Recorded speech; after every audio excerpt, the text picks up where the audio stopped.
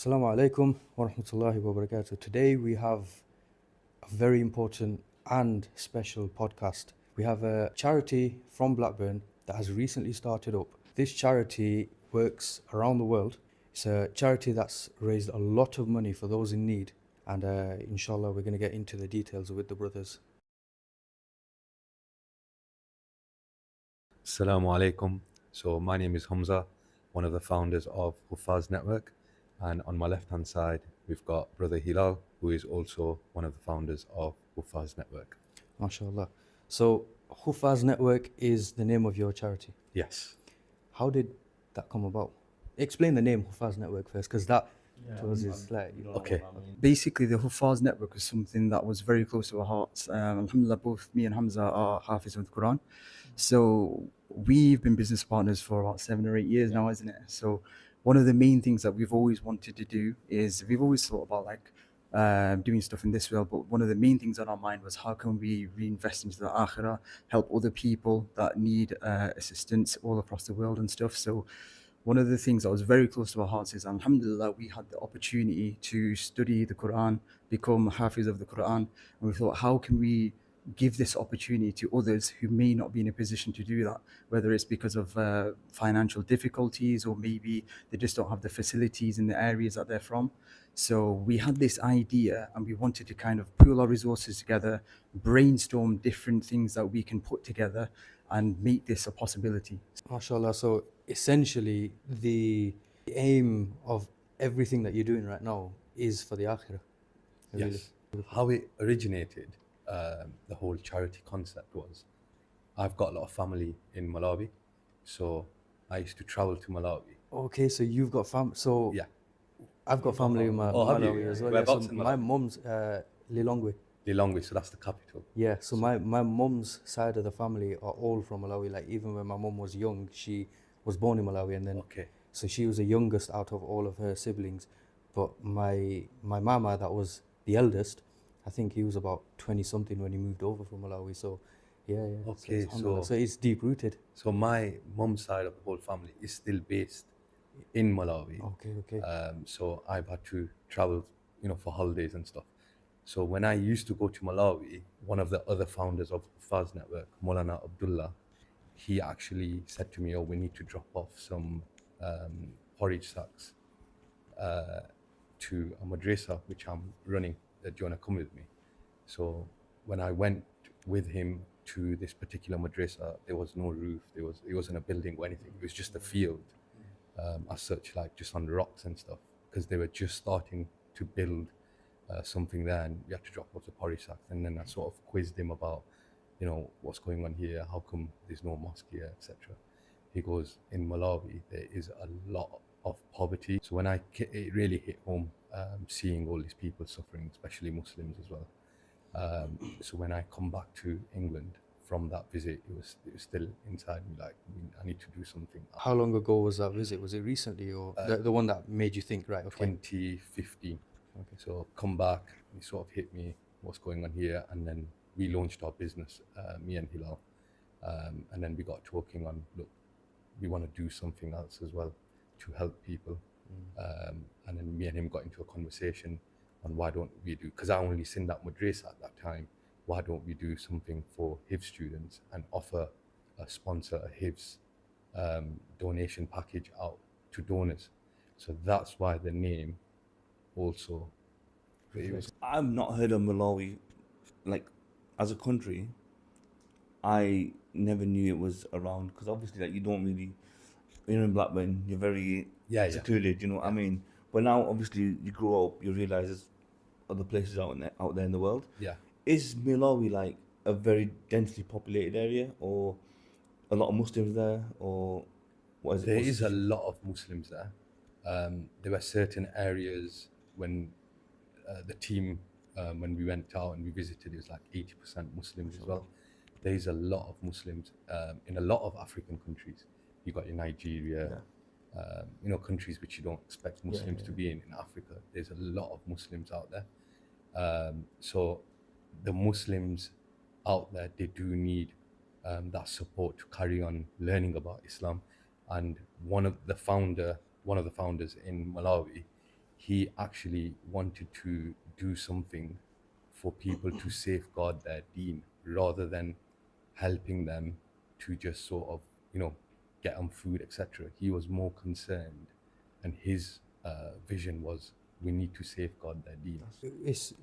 I mean, not even just for the Muslims. What basically what you're doing is da'wah as well. Yeah, Because I'm guessing there are non-Muslims in Malawi as well. 100%.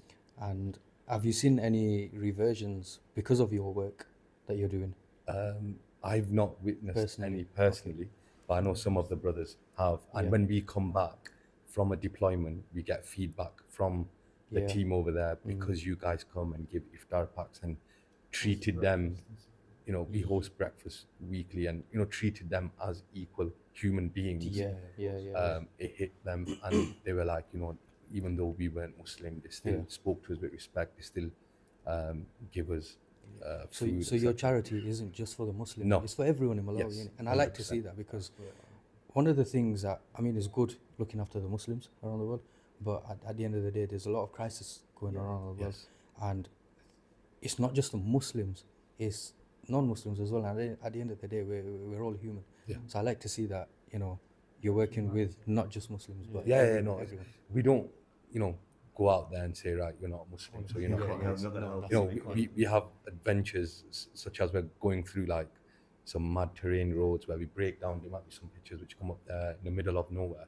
We won't stop and say, if you're Muslim, we'll give you a sweet. No, we give it to everyone. Yeah, We look because at- online there are, I'm not gonna mention, but there are just exclusively Muslim charities, and it makes me think inside that, come on, like, at the same time, if you expand it, you could do da'wah as well. You could bring more people Yeah, into 100%. Islam. We have witnessed this from feedback when we come back, and when we've gone back, there's certain. So, for example, we had a driver called Stuart when I took out the team. We'll get onto that on how we formed as a team to go out there. Yeah.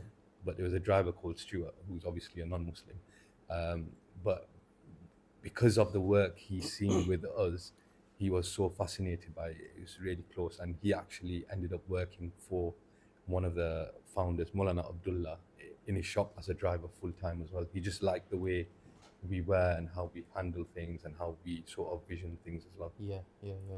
About your charity, how does it all work? So we launched Huffaz Network because of the HIF students. Right, okay. We've then focused on HIF students, got a few students onboarded. Now, it isn't just the HIFs element. We also get them to study farming, maths, English, etc. So agriculture, Livelihood, the basically. full package. And then what's happened is myself and a few volunteers, again, we'll talk about that, from the Lamuk Musalla, we went out there to do our first ever charity deployment. When we went out there to do our first ever charity deployment, we realized there is a lot more needed rather than just HIV students. So if you said to me now, is Huffaz Network suited to it being called Huffaz Network? Me and Hilal were just having the discussion the other day that we probably wouldn't have called it Huffaz Network because of the amount of projects and different sort of work we carry out now as well. So when you do go to Malawi and you see the, I don't want to say state of people, but the environment the people are living, for the first time you went in 2015, Yeah. how did that affect you, like seeing someone, like obviously alhamdulillah in the UK where we get the best things, we eat the best food, we wear the best stuff, but when you go to Malawi and you see poverty in a different light, how did that first affect you? See, I've seen poverty in countries like Morocco, Egypt, India, Pakistan. But what hit a nerve in Malawi in particular was how less they have. The other country, I'm not saying they have any less or anything. It was just seeing them, even like Qurans and stuff, they've just got just simple pieces of paper, handwritten stuff, and they don't have proper shoes. There was one particular incident which comes to my mind is we went to distribute sandals. Ma Khalil, Hafiz Junaid, Hilal, Ma Amin were there at this time. We went to give out sandals and we were warned that when you give out these sandals, just be careful because you might get trampled on. And you're like, what do you mean get trampled on? The only kids we're giving out sandals to.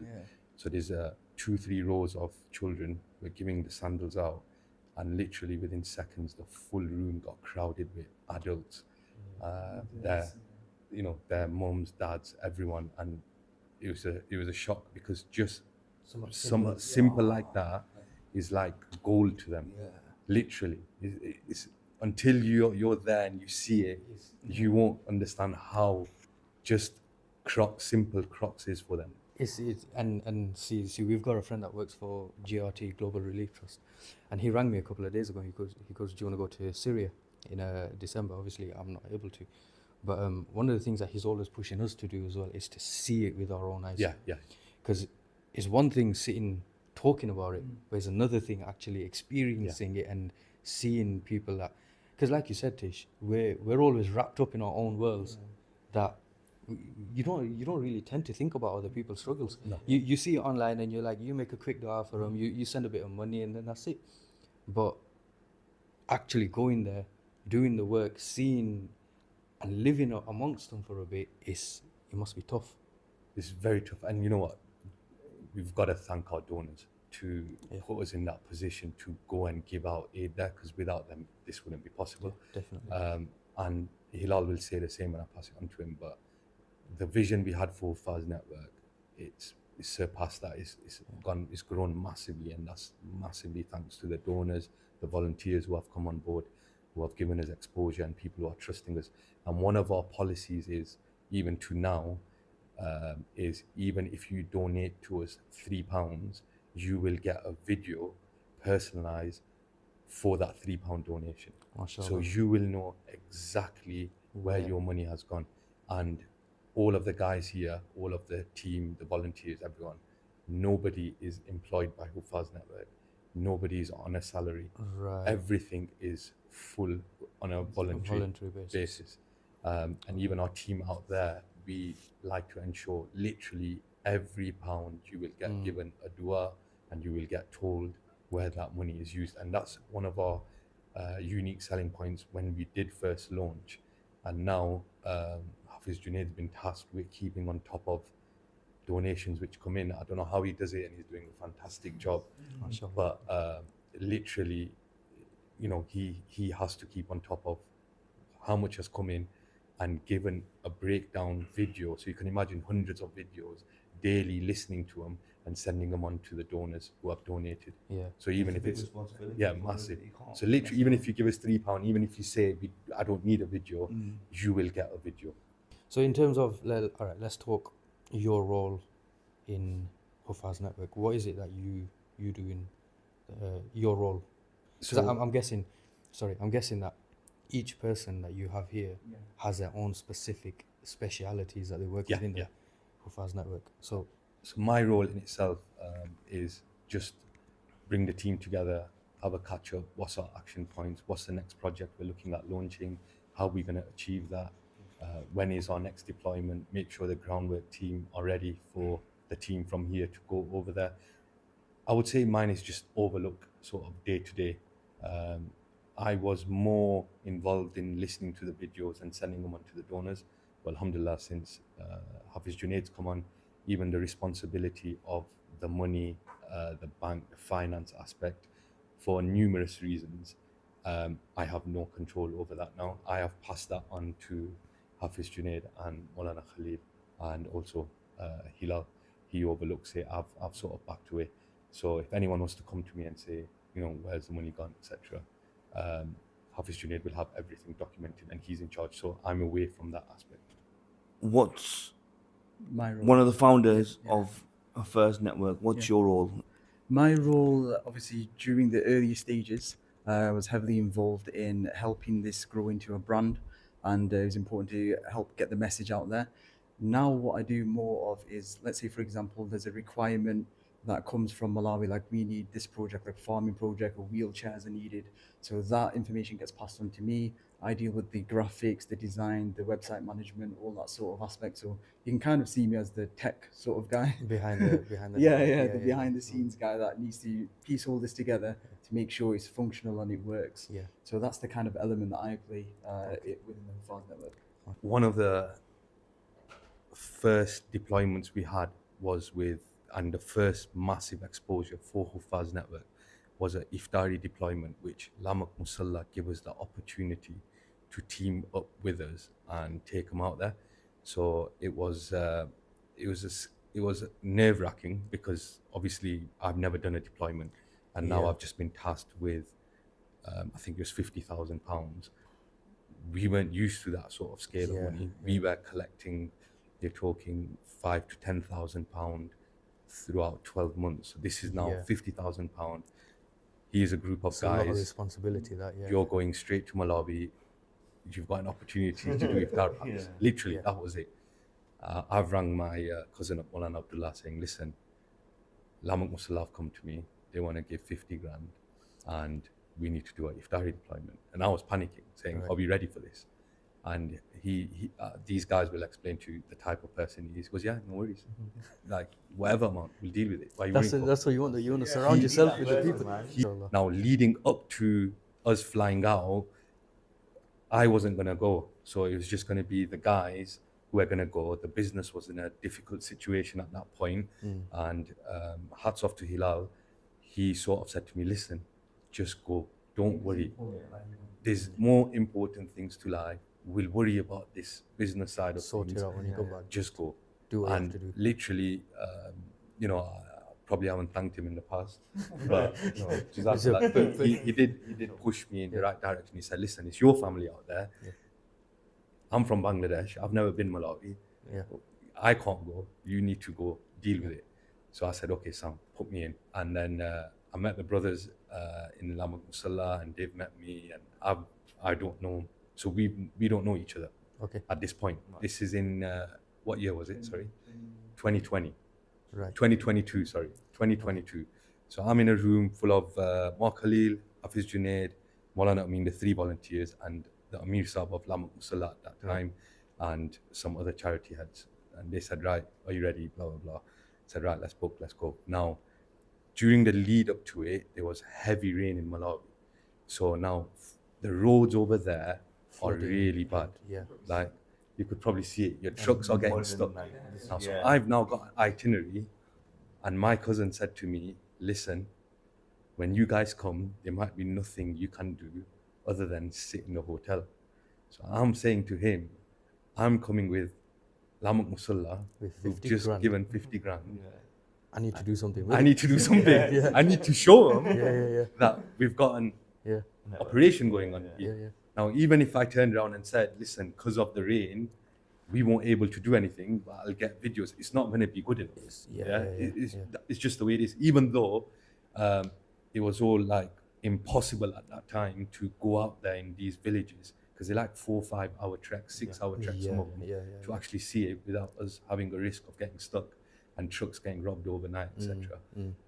So literally a day before, I had to ring Hafiz Junaid saying, there's a chance we're going to go out there and there's nothing for us to do. And Hafiz Junaid was, again, hats off to him. He was very cool. He said, listen, don't worry about it. When we get there, we'll deal with it. And alhamdulillah, when we got there, the roads were sort of not clear because we did get stuck, but it was in a good enough state for us to all go out there and experience every single village deployment, which we did. And I wouldn't have never imagined to have come back, and the brothers who come out with me sort of said, you know, we want to sort of team up with Huffaz Network and come on board and do more projects, because they just enjoyed how the operation, the deployment, the experience, the transparency and everything give, and that just took us to the next level. Transparency is important, especially in a charity when you're dealing with other people's money donated to you guys and stuff. And I feel like transparency is one of the biggest things in charity. You don't get much of that sometimes with some places. So you've met the 2 founding members of Huffaz Network. Now it's time to introduce, what do I call you? The next 2 volunteers. Now it's time to introduce the next 2 volunteers who are an important part of this network. Assalamu Alaikum, everybody. My name is Junaid, part of Huffaz Network as a volunteer. Assalamu Alaikum, my name is Khalil, and I'm also a volunteer with Huffaz Network. MashaAllah. So in terms of your roles, what do you do first, Hafiz? Yeah. So I'm jack of all trades, master of none. No, joke. Okay. No, really on a day-to-day basis, Hamza touched on it before. So I sort of look after the day-to-day donations that come in, make sure the projects get sent across of what needs completed. Any feedback that's received, as in the videos that Hamza touched upon, make sure that's sent out to the donors. Keep on top of any outstanding projects. So on a weekly basis, anything that's outstanding gets sent over to Mala Abdullah in Malawi, just as a reminder that this is still outstanding. And to be fair to them, the normal day-to-day small projects that we do are done pretty quick, very quick turnaround. Okay, so in terms of day-to-day small projects, Yeah. what does that mean? Okay, so there'll be a lot of people do a sadaqah, sacrifice of goat. So we get a large number of those. We've got people that donate regular for breakfast on a day-to-day basis, meals, food packs, so the general day-to-day stuff. Then obviously we have some larger projects that naturally take some time. For example, like a borehole or a well. There's a lot of research that goes on behind it in terms of finding the right location, the drilling, all that, the engineering behind it, all that. But it's just my role is to make sure all that's on top, as well as the finances, which is a big responsibility as earlier. I can imagine Yeah. dealing with 50 grand. Yeah. So it's a matter of keep making sure any completed projects, the money's coming. That's number one as well. And then obviously making sure that's money sent across, because we're in a very fortunate position because of Mullah Abdullah Malawi and the team. We don't have to send the funds across before the project's done. And to this day, he's never said, I need this money. Right. Yeah. So we send it in. Funds come into the bank account every month or so. We'll do a transaction over for all the projects that are done, but it's not that he needs it for every project straight away. Pays out of his own pocket, and then obviously we sorts it transfer out, yeah. the amount across to him. So what would you say your role is within? So primarily I focus on the orphanage itself. So we've got a orphanage in Malawi. It's called the Garden of Sarah project, and inshallah we're going to go into a bit more detail about that and what it's all about, how it started and where we've got to with that. Alongside the Garden of Sarah project, I keep an eye out with Hafiz Junaid on some of the finance stuff, look at some of the policy side of things and how we want to be as a charity as well. Alongside that, we've also got another colleague of ours who's not here today. Unfortunately couldn't make it, Maulana Amin. So we've got Mullah Amin, who's also part of our team as well. So I think if you look at the balance of the team, and it's a very good balance, everyone's got their own skills and expertise, and we gel really well. And I think one thing that probably gets, or we haven't mentioned on, is having two alims, three, including Maulana Abdullah in Malawi, such a massive help. Where we were talking about before about do we help non-Muslims as well? Yes, we do, but there's a lot of fiqh, etc., that goes behind zakat. Who's zakat eligible? Who's not? We get certain questions asked around sadaqah. Can we give it to this person? That can we not? So we do get a lot of questions asked from an Islamic perspective, who some of us aren't knowledgeable enough to answer. But we're very fortunate. We've got Mullah Amin, Mullah Khalil, Mullah Abdullah.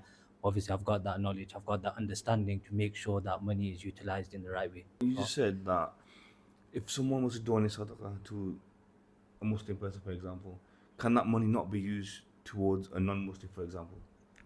It depends on the type of donation. So if it's specific, like zakat, then it needs to be put towards a specific type of individual.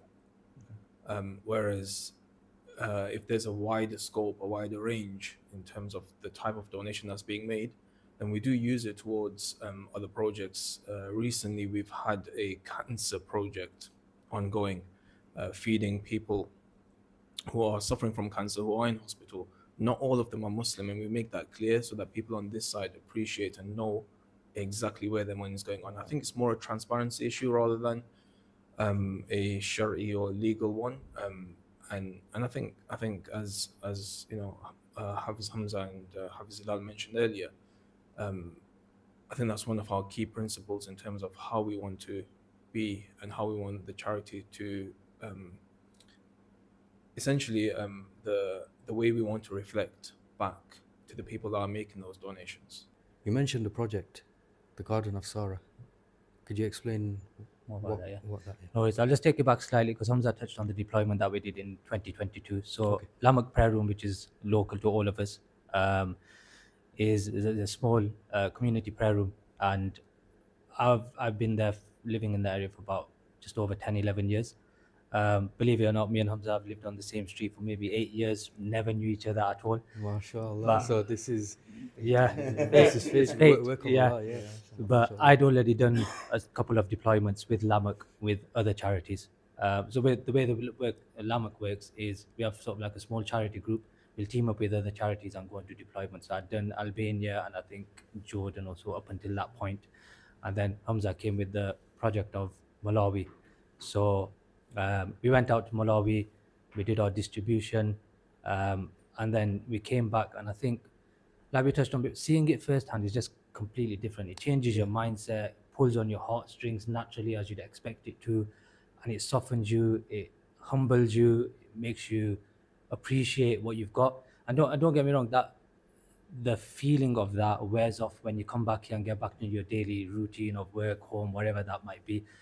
But when we came back, we wanted to focus. We all had sort of a thing that we want to do something there long term. But what is it that we can do?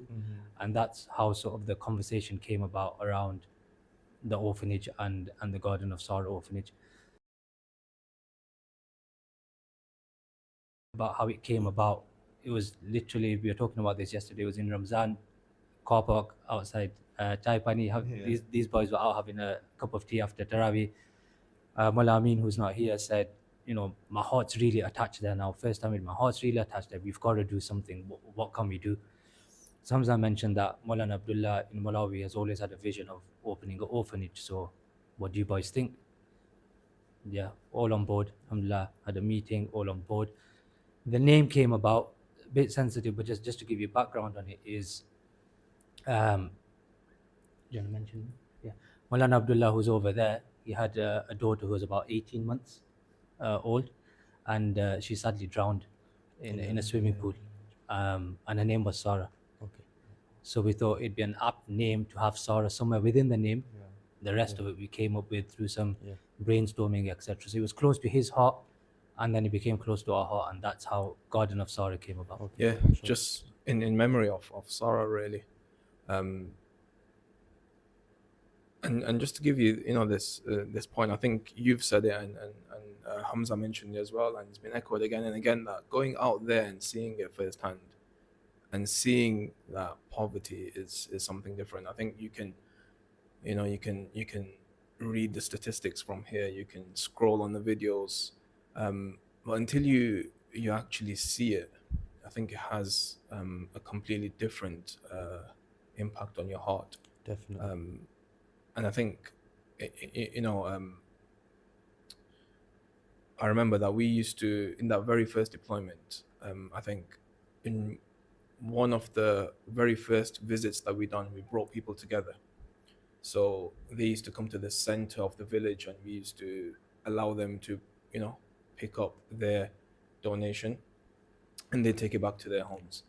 And then a couple of days later, we had the opportunity to actually deliver the aid to people's houses. Personally, And I remember that it took 5 of us to pick one of those packs up, carry it to a house, and we had plenty of breaks on the way. And then seeing that house, bare off any furniture, bare off any essentials, it really makes you think about, the bounties, the luxuries that we have, and yet are not content with. I think that's a perfect way of putting it. That we're not content with what we have. Yeah, and we should be, because there's nothing different between us and them. Yeah. It's just that Allah decreed that we were born here, afforded with opportunity, and yeah. they were born into poverty, and it's not through our own skill or expertise that we are able to do this. We're not better people because we gave them aid. But going back to the orphanage itself, so as Hafiz Junaid mentioned, alhamdulillah, we came back, and I think it's important. I'll give you some context here that Malawi is one of the poorest countries in the world. Yeah. So almost half the population is children. And Okay. so they've got, I think, 18, 19 million population. Half of that almost, I think, I want to say around 48% is children. That shows you the short life expectancy. And a lot of this is down to the HIV/AIDS endemic in Malawi, leaves a lot of kids orphaned, and they are then, you know, they don't have the health infrastructure, they don't have the education infrastructure, and they're subject to abuse or forced into manual labor. And when we came back, the brothers had this idea that we want to do something. We didn't want this to be a one-off experience. That we've gone there, we've had this amazing, humbling experience, and then to come back and for it, not to be revisited isn't really an option. Because essentially, you know what happens? You, in the moment, you're like, I want to do everything. I want to do this. And then when you come home and just a couple of weeks later, you're like, you forget about it. You just go back to And school. this is why I think it's from Allah, because we had this and we came back and it was just an idea, an aspiration. As Hafiz Junaid said, we were just sitting around having tea, getting together, talking about it. And then the team in Malawi said they found a house. It's perfect. It's near where one of the current existing madrasas is. And then things moved really quickly and became a question of, are you serious about this? Yeah. And we got together at Hafiz Junaid's house, I remember. And we decided that, yes, this is something that we want to do. And I always think to myself that, we're just a vehicle. Allah made the opportunity for us at that time easily. In another life, we could have come back and it would have dissipated. Yeah. We would have gone on to do our things and we would have remembered it as a fantastic experience, but nothing more. Yeah. And as soon as we moved forward with this, alhamdulillah, the team in Malawi began to get this orphanage together. And we, on our side, started to do the fundraising. And alhamdulillah, very quickly we managed to get 6 young girls into the orphanage. And the generosity of people is amazing. I think it was a matter of hours and all 6 were spoken for. And alhamdulillah, we were doing smaller fundraising events, and then we done a very large family fun day in Audley Sports Centre. And it's something we'll touch on later on as well, because we've now made it into a ongoing sort of yearly event. So we had this family fun day event sort of thing, which alhamdulillah managed to allow us to raise the entire amount. Right. So it was a really successful event, alhamdulillah. And then back in October 23, we, for the first time, decided that we're now going to go and see this orphanage. We hadn't at this point seen it in person. And alhamdulillah, I think the highlight for all of us and the anticipation was to see these girls. Yeah. That we'd seen the videos over the course of the year, we'd seen them celebrating Eid, we'd seen, and heard them reading Quran, we'd read their reports, and now we were finally going to see them in person. And I think the first time that we met them, I don't know how exactly to describe it, but there was this unspoken tension, because you have to remember that they didn't know us. They'd never spoken to us or met us. We were strangers to them from the other side of the world. Yeah. And alhamdulillah, the next day we took them out, and we, as they played and as they became more familiar with us, they started to open up and laugh and joke. And I think it was at that point it really hit home, the objective or the goal that we'd set out to achieve. So if anyone wanted to donate to your charity, how would they go about that? So the first point of call would be the website, which is huffaznetwork.co.uk, which has got all our projects on there, which is on there. If we're collecting for anything specifically, for example, at the minute we've got a farmers pack project ongoing, because there's only a few months out of the year when they can plant their seeds, etc. So this is the time of year where we're collecting for that.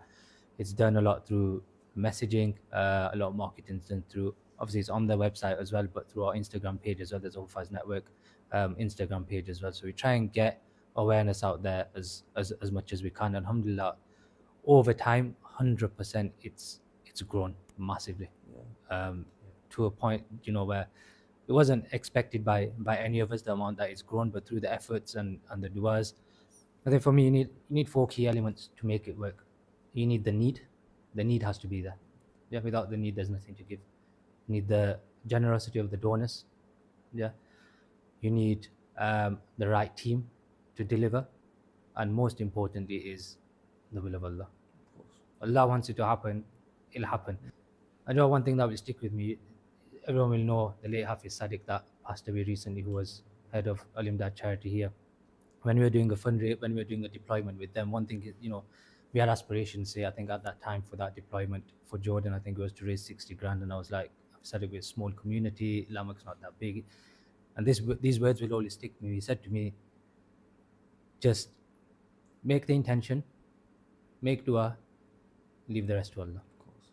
And that's it. And that is so true. Every deployment we've done, we've always tried to aim higher and higher and higher. And sometimes we think, are we reaching too high? But you know what? Always supersedes expectations, alhamdulillah. The orphanage, from them 3 little girls to now, how much has it grown over the years? So I think we started off with 6 girls, and we've still got 6 girls. Okay. But I think what we're trying to do here is more than just provide. I think we're looking at this in a more holistic way, a bigger picture in terms of trying to give them the best we can. Just maybe a week or 2 ago, we were looking at possibly moving them from one school to another, a better school, a private school. And I think for me, when I was thinking about this decision, it was going to cost us more. But I looked at it in the perspective of, would I do this for my own daughter? And I think that's what we're trying to achieve here. It's not a case of, we saw many orphanages in Malawi. And I think, there were different types where some are more, they provide shelter and a home. I think what we're looking at here is trying to build tomorrow's leaders, inshallah. I think one of the important things for us with the orphanage was making sure we get that model right.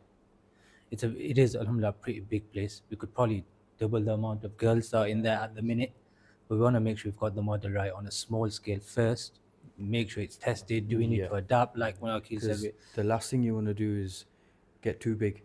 And then too quick. And then you can't look after it properly. Yeah. And then it dissolves. Yeah. You don't want that to happen. No, so it's a case of probably quality over quantity at this point. Definitely. When we get to that stage where we think we've got it right, it's working, because it's been about 18 months, give or take, only, so it's not been that long. So alhamdulillah, girls are happy, they're doing really well. So once we know we've got that right, then we can look at expanding and maybe bringing more girls. This is all about giving them an opportunity that we've been blessed with without having to do anything for it. We've brought back the 2 founders of Huffaz Network because we want to ask them a few questions about the key people that are not able to be on camera with us today. So one of the key people who unfortunately couldn't make it today was Maulana Amin.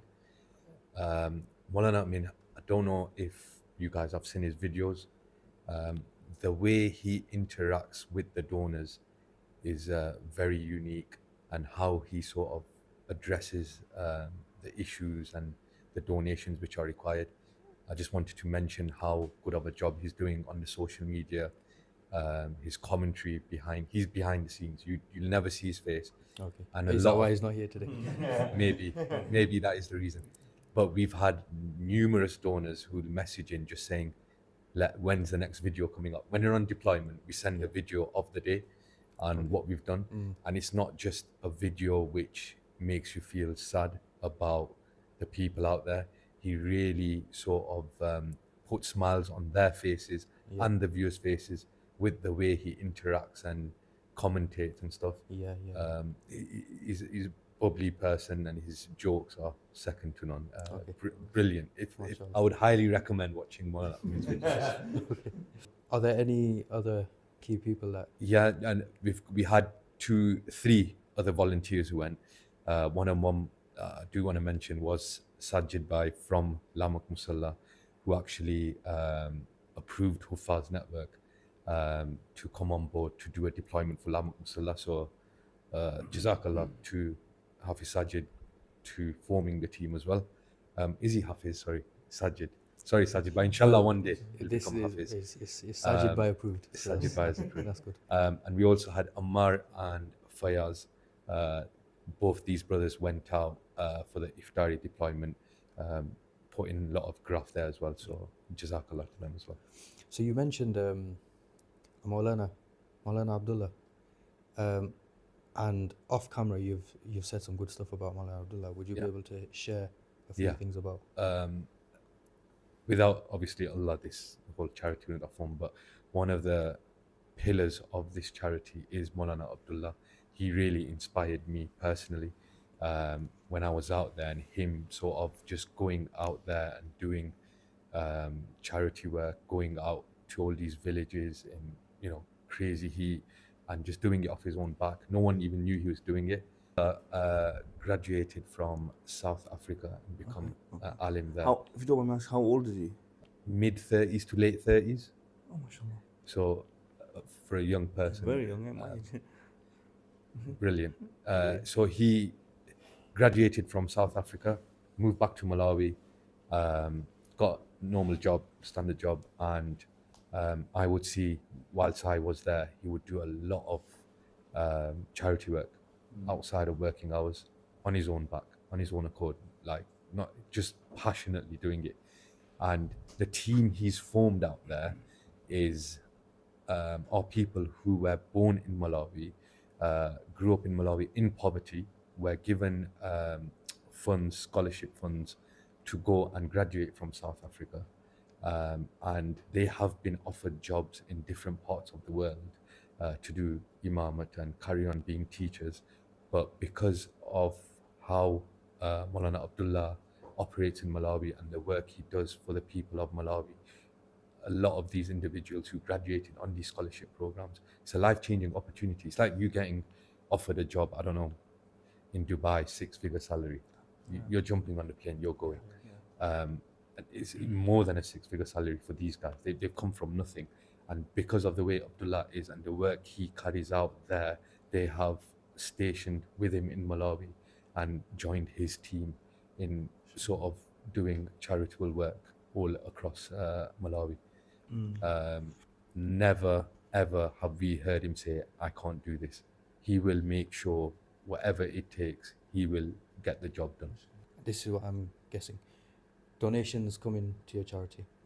You would then send the donations to Maulana Abdullah. Even Malawi. before the donations are sent, so the financial aspect, straight away Hafiz Junaid will drop him a message. So say you've messaged me now. Within 30 seconds, he will have your message in Malawi. Hafiz Junaid will message him. Bilal wants to host a breakfast. Do it under the name of Bilal. Can this be done for tomorrow morning? Right. So soon as you have told Hafiz Junaid sends this message across to Maulana Abdullah. Maulana Abdullah will then tell his team to get this arranged. Tomorrow, the breakfast will take place. A video will be taken, sent back to Hafiz Junaid. Hafiz Junaid will then send that to you. How much does a breakfast cost? £30, and it feeds roughly 35 to 45 people, children. Breakfast programs are 10 for them. They get a porridge, they get hot chocolate, and they also get bread. So we're not just providing them with their staple diet breakfast. We want to give them a feel of a luxurious breakfast. But imagine that's 30 quid. I was just going to say, That's a third, lot. 30 was nothing for us. God forbid, like 30 quid, whatever, like a corner shop trip. Do you know what I mean? you end up spending like a couple of crisps. Literally, man. For those like 25, 35 people. Yeah. Just to wrap the episode up, is there anything that you would like to say to the public in regards of why they should donate? I just want to say Jazakallah once again to all our donors who have made this possible for us. Without the support we've had, we wouldn't be at this level which we are. And also Jazakallah to the team of volunteers, those who did come on camera and those who couldn't make it today as well. Without these guys and without Hilal pushing me to go on the first deployment, from my side, it wouldn't be possible to get to where we are. So Jazakallah, carry on with du'as and donations where possible. Just to give you an overview on how far we have come as a charity, when we first launched in our first year, I think we collected around £5,000. And just yesterday, Hafiz Junaid was just having the conversation with me. In the last 6 months, we have collected £125,000. So, alhamdulillah, we have come a very long way. And the figures show, and due to that, the amount of people which have been supported in Malawi is insane. MashaAllah, yeah. Yeah, just following on from what Hamza said, I just want to say Jazakallah to all the donors, because it's a big, huge responsibility to have your funds as an amana for us to ensure that it reaches the right people and it gets done in a timely manner. And alhamdulillah, I'm grateful for the team that we have both in the UK and in Malawi, because without the team, this would not be possible. So having the team that we have here and on the ground over there, it gives me that confidence, because when I went out there on deployment as well, when I got to see it firsthand, honestly, I was taken back. I was like, from here, obviously, as I said, I deal with the tech side. I'll make a flyer. I'll see the donations come in. I'm like, brilliant. Like, alhamdulillah, we've raised X amount. This is great.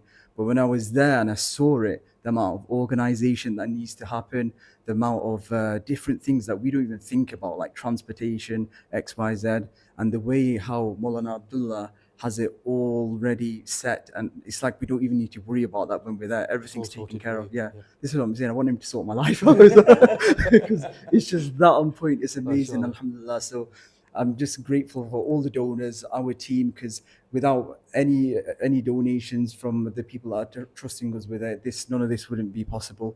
And also I'm grateful for Allah for giving us this opportunity, because it's a dream for both myself, Hamza, and the team to be able to do this. Because as Maulana Khalil said, we're just the vehicle of this. I don't know why Allah has selected us, but I'm just eternally grateful for that. And I hope that we can continue to have your support, have your trust, and that we can continue to deliver this transparency in every single donation, whether it's small or big. We try to make sure that we have the video receipts coming back to you so you can see where every single penny is going. Thank you for watching, guys. Just before you go, quickly, the brothers here at Huffaz Network have a Ramadan deployment in January, and just quickly we'll get a bit of information on that. So we've got a group of volunteers, inshallah, going just before Ramzan to do an iftar pack deployment. So you'll be able to watch videos daily whilst the team is out there. And if there was any projects they were interested to donate as well, zakat, etc., they'd be able to let the brothers know, and we'll be able to sort of get it done for them whilst they're there. I advise you to go to the Huffaz Network Instagram. You'll love the videos. Make sure you go and check them out. Give them a follow as well. And inshallah, we should do this again. And we'll work together in future projects, inshallah. You need to see your family in Malawi. So inshallah, we're going to take him away for the next one.